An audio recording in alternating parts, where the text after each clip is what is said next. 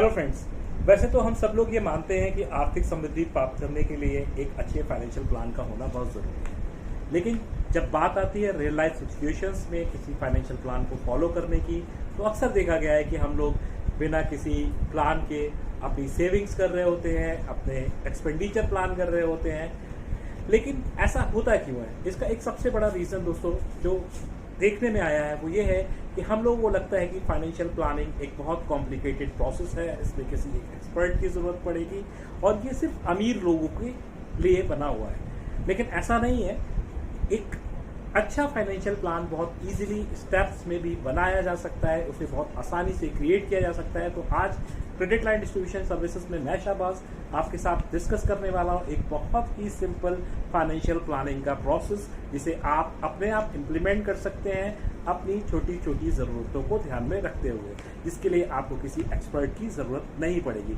तो क्या है वो फाइनेंशियल प्लानिंग का पूरा प्रोसेस, आइए जानते हैं। फ्रेंड्स, फाइनेंशियल प्लानिंग यानी हमारे वित्तीय लेन देन का एक ऐसा प्लान तैयार करना जिससे कि हम अपने लाइफ के फाइनेंशियल गोल्स को अचीव कर सकें। इसके लिए हमें सबसे पहले जानना ये होता है कि हमारी लाइफ में वो इम्पोर्टेंट गोल्स क्या होते हैं। तो फ्रेंड, सबसे पहला जो गोल आई थिंक होना चाहिए एक इंसान का, वो होना चाहिए उसकी कंटिजेंसी प्लानिंग।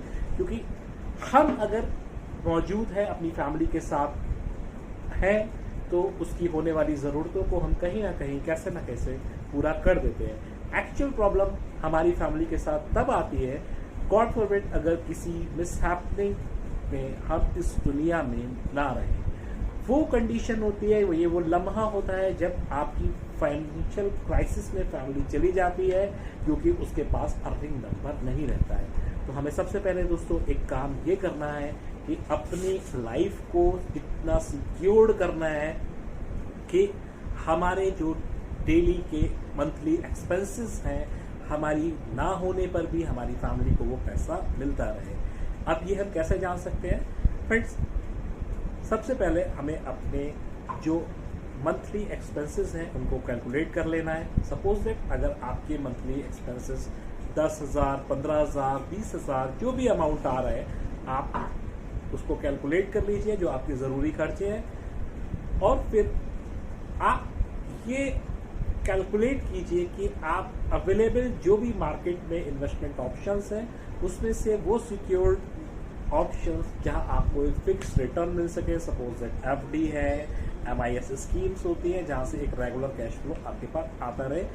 तो आपको इतने अमाउंट का अपने आप को इंश्योरेंस कवर ज़रूर लेना है सबसे पहले, कि जो अगर आप अमाउंट एफडी कर दें, सपोज दैट आप 50 लाख रुपीज़ का एक इंश्योरेंस कवर ले लेते हैं, कल को भगवान ना करे अगर आपके साथ कोई कैजुअलिटी हो जाती है और आप अपनी फैमिली के साथ नहीं रहते हैं, तो वो 50 लाख रुपीज़ अगर आपकी फैमिली किसी ऐसे इन्वेस्टमेंट प्लान में इन्वेस्ट कर देती है जहाँ से उसे 8% का रिटर्न मिलता है, तो यानी उसे अप्रॉक्स 4 लाख रुपए साल, यानी करीब करीब 30 to 35,000 पर मंथ उसके पास आता रहेगा। ये एक ऐसा खर्चा है जो आपकी फैमिली के साथ आना ही है। तो आप सबसे पहले इसको प्लान कीजिए। दोस्तों, हम अक्सर इंश्योरेंस लेते हैं, लेकिन एक बहुत बड़ी गलती हम लोग क्या कर रहे होते हैं कि या तो हम लोगों से बहुत से लोगों के पास इंश्योरेंस होता ही नहीं है, या होता है तो प्रॉपर नहीं होता है। किसी के पास लाख, 2 लाख, 4 लाख, 10 लाख का इंश्योरेंस होता है, जबकि उसकी रिक्वायरमेंट ज़्यादा होती है। और कभी कभी अननेसेसरी इंश्योरेंस हमारे पास बहुत होते हैं कि जो अर्निंग मेंबर है उसके पास नाम से भी इंश्योरेंस है, जो नॉन अर्निंग मेंबर्स हैं उनके नाम से भी इंश्योरेंस होते हैं। इनफैक्ट कभी कभी देखा गया कि छोटे छोटे बच्चों के नाम पे लोग इंश्योरेंस बाय कर लेते हैं, उसका कोई यूज़ नहीं है। क्योंकि आपको अपनी फैमिली को प्रोटेक्ट करना है, इंश्योरेंस इसलिए लिया जाता है, ना कि इंश्योरेंस एक इन्वेस्टमेंट प्लान है। तो इस मिथ से बिल्कुल दूर हो जाइए। अगर आपके पास 5, 10, 15 इंश्योरेंस पॉलिसीज़ हैं तो ये एक अच्छा प्लान नहीं है, या आपको कोई सजेस्ट करता है ज़्यादा इंश्योरेंस प्लान लेने में, तो प्लीज़ उसमें मत जाइए। बस एक प्रॉपर टर्म प्लान लीजिए, ये ज़्यादा नहीं आएगा। अगर आपकी एज 30-35 ईयर्स की है तो ये हार्डली आपको 5 से 6 हज़ार रुपये साल में पड़ने वाला है। सेकंड फ्रेंड्स, हमें एक और चीज़ प्लान करनी है, वो होता है हमारा मेडिकल इमरजेंसी, क्योंकि यही वो खर्चे हैं जब हम लाइफ में बहुत लंबे टाइम तक अपनी करियर में सेविंग्स करते हैं और ऑल ऑफ अ सडन क्या होता है, हमारे घर में, हमारी फैमिली में कोई बीमार पड़ता है और हमारी पूरी 5, 10 साल, 15 साल की जमा पूंजी एकदम से हॉस्पिटल्स के नाम हो जाती है। तो अपनी फैमिली में जितने भी मेंबर्स हैं आपके, आप एक ऐसा कवर लीजिए जो सबके कवर करता हो, जिसमें मिनिमम 2 लाख रुपए का कवर आप मान के चलिए कि हर बंदे का आना चाहिए। यानी अगर 4 लोगों की फैमिली है तो आप 8 से 10 लाख रुपए का एक कवर अपने लिए लेके रखिए। उससे क्या होगा दोस्तों, ये कवर भी आपका 10 से 15 हज़ार रुपये के बीच में आ जाएगा, यानी हार्डली 1000 रुपये का खर्चा।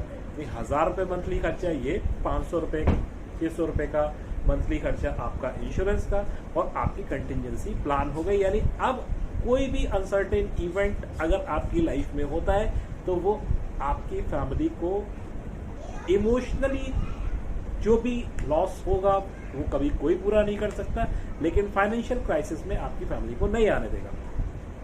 Then most important, financial planning का सेकेंड एस्पेक्ट आपको क्या करना है कि आपको एनालाइज करना है कि आपके ऊपर जो भी लोन्स चल रहे हैं वो क्या रेट ऑफ इंटरेस्ट से चल रहे हैं। इसमें दोस्तों एक आपको जो हायर साइड के लोन्स हैं उनको ख़त्म कर देना है, कोशिश करना है कि उनको रिप्लेस करें आप सस्ते लोन से। इसके लिए मैंने एक पहले वीडियो बना दिया है कि आपके लोन्स आपकी एसेट हैं या लायबिलिटी हैं, आपको कौन से लोन खत्म करने चाहिए और किस लोन को आपको चलाना चाहिए, वो आप डिस्क्रिप्शन बॉक्स में आप जाके उसको देख सकते हैं। थर्ड फ्रेंड्स, हमें जो बात ध्यान में रखनी है वो ये कि हमारे पास कम से कम हमारे 6 महीने के खर्चे के पैसे हमारे पास हमारे लिक्विडिटी में होने चाहिए। यानी वो 6 महीने का हमारा जो खर्चा है वो हमारे सेविंग बैंक अकाउंट में हमें मेंटेन करना चाहिए in case of any emergency. जैसे कि अभी कोविड-19 का दौर चल रहा है, बहुत से लोगों के बिजनेसेस में उनको लॉसेस हो गए हैं, वहाँ से इनकम नहीं हो रही है, बहुत से लोगों की जॉब्स लॉस हो गया है, कंपनीज में काम बंद हो गया है, लोगों की जॉब जा चुकी है। ऐसे टाइम के लिए दोस्तों हमें कम से कम मिनिमम 6 मंथ के अपने फैमिली के जो भी एक्सपेंसेस है वो अपने सेविंग अकाउंट पे हमें वहाँ पे कोशिश करना चाहिए कि वो रहना चाहिए। सेकंड, इसे सिर्फ हमें अपने सेविंग अकाउंट में नहीं रखना है, इसको हमें क्या करना है कि हमें ऐसा सेविंग अकाउंट सेलेक्ट करना है जहाँ से हमें जो एक्सेस फंड है, मिनिमम बैलेंस के ऊपर का जो भी अमाउंट होता है उस पर हमें एफडी का इंटरेस्ट मिल सके। ऐसे बहुत से बैंक हैं जो आपको ये फैसिलिटी दे रहे हैं, तो अगर आपका सेविंग बैंक अकाउंट आपको ये फैसिलिटी नहीं दे रहा है और आप उसमें मिनिमम अमाउंट से ज़्यादा पैसा रखते हैं तो फाइंड आउट कीजिए वो बैंक्स जो आपको स्वीप अकाउंट की फैसिलिटी दे, यानी आपके पैसे पे आपको एफडी का इंटरेस्ट मिले। इसके अलावा दोस्तों जो आपको एक प्लान और करना होता है, अब जब आप अपने लाइफ में कंटिजेंसी प्लान कर चुके हैं, आपके मेडिकल इमरजेंसी प्लान हो चुका है, आपका प्लान हो चुका है कि अगर कोई ऑल ऑफ अ सडन आपकी जॉब या बिजनेस में कोई लॉस होता है तो आपके आने वाले 5 से 6 महीने के खर्चे प्लान हो गए। फिर हमें प्लान करना है फ्रेंड्स अपना इन्वेस्टमेंट। अब इन्वेस्टमेंट आपको क्या करना है कि आपकी जो भी इनकम होती है कोशिश करिए मिनिमम उसका 20% आप ज़रूर इन्वेस्ट करें। ये आपका इन्वेस्टमेंट गोल्ड में हो सकता है, आप इसे रियल एस्टेट में कर सकते हैं, आप इसे म्यूचुअल फंड्स में कर सकते हैं, इसे FD, RD and number of instruments हैं, डिपेंड करता है वो कि आपकी रिस्क टेकिंग कैपेबिलिटी कैसी है। आप ज़्यादा एक्सपोजर लेना चाहते हैं तो आप इक्विटीज़ में कर सकते हैं इन्वेस्टमेंट। आप ज़्यादा अपनी कैपिटल को खोना नहीं चाहते, थोड़ा इन्वेस्टमेंट करना चाहते हैं तो आप इसके लिए ELSS या फिर आप इसको FD, बॉन्ड्स जैसे इंस्ट्रूमेंट्स में इन्वेस्टमेंट कर सकते हैं जहाँ पे आपका कैपिटल नॉर्मली सेफ होता है इन कंपैरेटिव टू इक्विटी।